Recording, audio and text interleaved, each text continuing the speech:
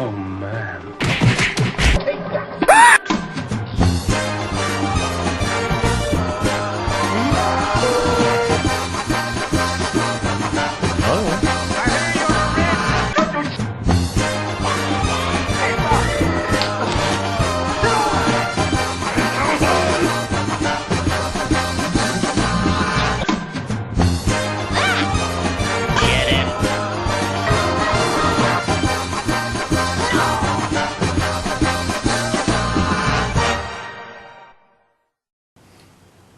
Hey guys, Dalek44 here. I need no introduction, but I got one anyway. Superheroes have been a huge part of our lives since ever. We've all seen superheroes at some point in our lives, in our childhoods, whether it be from comic books, TV shows, or movies. Superheroes were usually a huge part of our childhoods, whatever generation we were from. And one of the most recent kid-friendly superhero franchises is PJ Masks.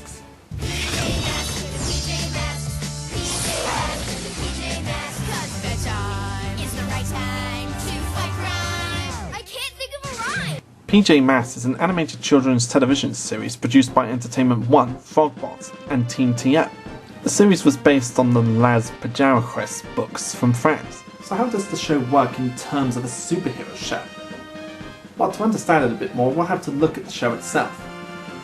The show centers around three school kids, Greg, Connor and Amaya, who become a superhero team known as the PJ Masks when night falls in order to fight enemies and rivals such as Romeo, Luna Girl and Night Ninja to keep them from ruining people's day. Greg becomes Gecko, a gecko, Connor becomes Catboy, a cat, and Amaya becomes Owlette, an owl. And today they never lose and always save the day. In the night. Now, children being superheroes is nothing new. We've seen it before in other films and TV shows like The Incredibles. Rather than have it be a family of supers like, say, The Incredibles, the whole thing is basically kids as superheroes fighting kids of supervillains. There's also a huge range of interesting characters in the show, including Connor, aka Catboy, the leader of the group, who has super cat hearing ears that makes him able to see things that are far away from him, can leap high and far using super cat jump, and sprints fast using super cat speed. When on a mission, he sometimes likes to narrate his own actions. His main flaws are his impulsiveness and his need to control, flaws that can be exploited by the team's opponents. His vehicle is the cat car located in the middle segment of the PJ Masks tower. Amaya, aka Owlette, is the only female member of the PJ Masks. She has owl eyes that let her see things that are far away up close. She also has Super Owl Wind, which can blow her villains out of sight, and she has the power of flight. Her vehicle is the Owl Glider, which can also do a Super Owl Wind move. As I've looked over the show more and more for research, I've noticed that a lot of Owlette's body poses seem to be quite flirty in my opinion. I mean, it might just be me, but it just looks quite flirty to me. Now, I'm pretty sure this wasn't intentional, but a lot of Owlette's body moves seem very flirty in my opinion. I guess it's mainly because of the way she's animated. I mean, when you look at some other female characters in the show, they don't seem to have skinny arms and legs like Owlette does. So it's mainly to do with the way she's animated that makes her look kind of flirtier here and there. But like I said, I doubt that was intentional. And I think she's my favourite character in the group, even though I'm not a huge fan of PJ Masks myself. But I think it's because of how cute she is and her adorable voice that's done by Addison Holly, a very proud Canadian. It's also very interesting how her capes are like owl feathers, which suits the owl that she's based on. And I think we all know what Owlette's suit would have been like if Edna Mode had her way. Notice! Greg, aka Gecko's powers are Super Gecko and Camouflage, which makes him go invisible or blend into his surroundings. Super Gecko Muscles, aka Super Muscles, to lift heavy things, Super Lizard Grip to climb walls or anchor himself to stop vehicles, and Super Lizard Water Run to walk on water. His vehicle is the Gecko Mobile, that can also climb up walls just like him. There's an ongoing joke in the theme song of the show about how he can't think of a rhyme for fighting crime.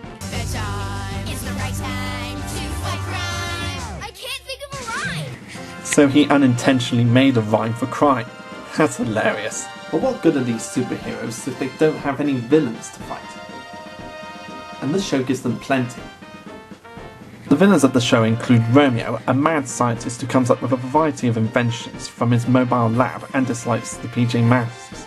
And I consider him to be like the egotistical mad scientist that you see in a lot of kids shows these days. Someone who's very proud of how smart he is and will come up with any kind of invention to take over the world, no matter how silly or cartoonish they may be. Romeo is always accompanied by his robot sidekick named Robot. Very unimaginative, I know, but eh.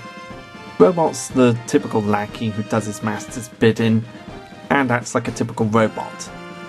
And he's also one of the funniest characters in the show with his robotic antics. There's Luna Girl, whose main weapons are her lunar board and lunar magnet that she uses as a mode of transportation.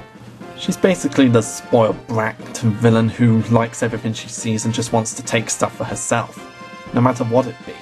Toys, valuable objects, you name it. And despite being a villain of the PJ Masks, she has teamed up with them in defeating Romeo in a number of occasions. It's even been said that she starts a friendship with Gecko in Gecko Saves Christmas and has a slight crush on him. But whether that develops in the show or not, we'll have to wait and see.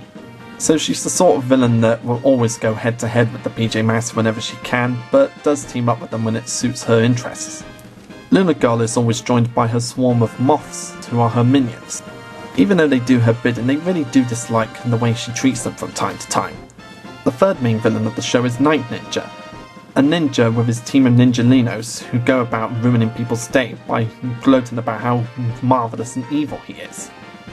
He likes to deface things to match his knightly image, and much like how Luna Girl often teams up with the PJ Masks, Night Ninja has often teamed up with Romeo against the heroes.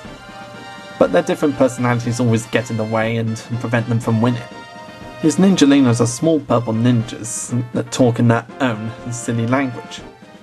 Their numbers vary from episode to episode, from as little as 3 to well over a dozen.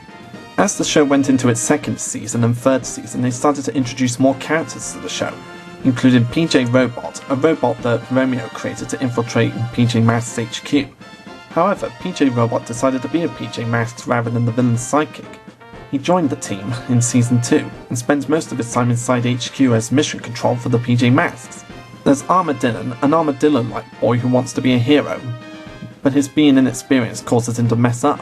And every time he shows up, the PJ Masks are always there to help him become a better hero.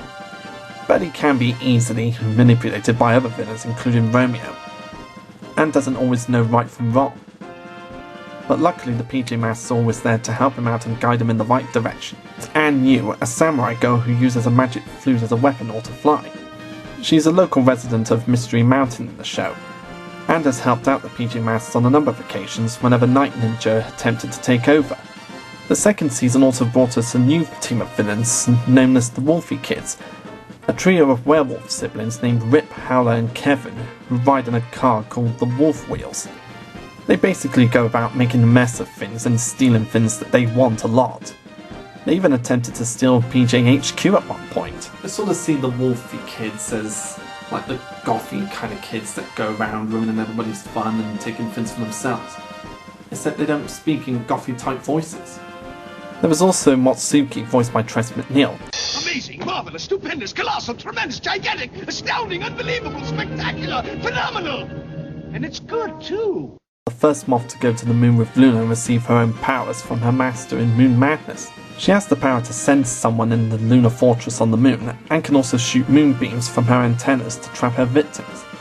She turns into a more anthropomorphic and more powerful moth in Moth on the Moon. Following her transformation, she becomes less loyal and enjoys annoying her sister, but she still loves her.